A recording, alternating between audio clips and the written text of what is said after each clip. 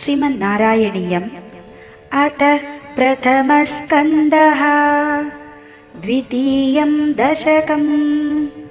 भगवद्रूपमाधुर्यं भक्तिमहत्त्वं च सूर्यस्पर्तिकिरीटमूर्ध्वतिलक प्रोद्भासि फालान्तरम् कारुण्याकुल नेत्र मात्रहसितोल्लासं सुनासापुटम् गण्डोद्यन्मकराभकुण्डलयुगं कण्ठोज्ज्वलत्कौस्तुभम् त्वद्रूपं वनमाल्य हारपटल श्रीवत्सदीप्रं भजे केयूराङ्गद कङ्कणोत्तममहा रत्नाङ्गुलीयाङ्कित श्रीमद्बाहुचतुष्क सङ्गतगदा शङ्खारिपङ्केरुहा काञ्चित् काञ्चन काञ्चिलाञ्चितलसत् पीताम्बरालम्बिनीम् आलम्बे विमलाम्बुजद्युतिपदां मूर्तिं तवातिच्छिदम् यत्रैलोक्यमयीयसोऽपि महितं सम्मोहनं मोहनात् कान्तं कान्तिनिदानतोऽपि मधुरं माधुर्यदुर्यादपि सौन्दर्योत्तरतोऽपि सुन्दरतरं त्वद्रूपमाश्चर्यतोऽपि आश्चर्यं भुवनेन कस्य कुतुकं पुष्णाति विष्णो विभो तत्तादृं मधुरात्मकं तव वपुः सम्प्राप्य सम्पन्मयी सा देवी परमौत्सुका चिरतरन् नास्ते स्वभक्तेष्वपि तेनास्याबत कष्टमच्युत विभो त्वद्रूपमानोऽप्यक प्रेमस्थैर्यमयाद चापलबल चापल्यवार्तोदभूत् लक्ष्मी सावकरामणीयक हृदय वेयं पदेष्वस्तिरेति अस्मिन्नन्यदपि प्रमाण मधुना वक्ष्यामि लक्ष्मीपते ये त्वद्ध्यानगुणानुकीर्तनरसा सत्ता हि भक्ता जना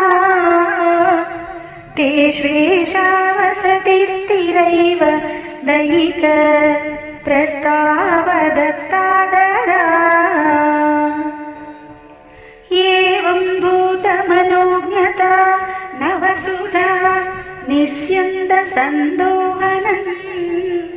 त्वद्रूपं परचित्रसायनमयं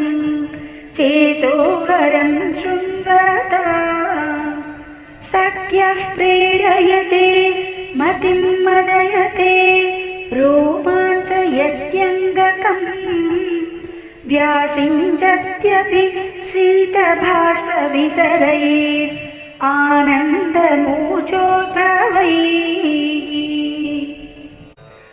एवं भूततया हि भक्त्यभिहितो योगस्य योगद्वयात् कर्मज्ञानमयात् पुरुषोत्तमतरो योगीश्वरैर्गीयते सौन्दर्यैकरसात्मके त्वयि खलु प्रेम प्रकर्षात्मिका भक्तिर्निश्रममेव विश्वपुरुषैर्लभ्या रमावल्लभा निष्कामन्नियतस्व धर्मचरणौ यत्कर्मयोगाभिधन् तद्धूरेत्यफलौ यदोपनिषद ज्ञानोपलभ्यं पुनः तत्त्वव्यक्ततया सुदुर्गमतरं चित्तस्य तस्मात् विभो त्वत्प्रेमात्मक भक्तिरेव सततं स्वादीयसी श्रेयसी।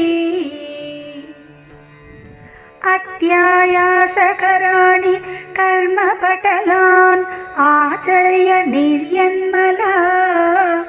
बोधे भक्तिपथे तवाप्युचिततामायान्ति किं तावता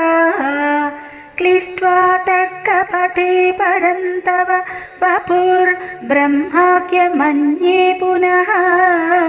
चित्तार्थत्वमृते विचिन्त्य बहुभिः सिद्ध्यन्ति जन्मान्तरैः। त्वद्भक्तिस्तु कथारसामृतझरी निर्मज्जनेन स्वयं सिद्ध्यन्ति विमलप्रबोध पदवीम् अक्लेशतस्तन्वती सत्यसिद्धिकरे जयत्ययि विभो सैवास्तु मे त्वत्पद प्रेम प्रौढिरसाद्रता द्रुततरो वातालया धीश्वर। श्रीहरिये नमः। सर्वत्र गोविन्दनाम संकीर्तनम् गोविन्द गोविन्द।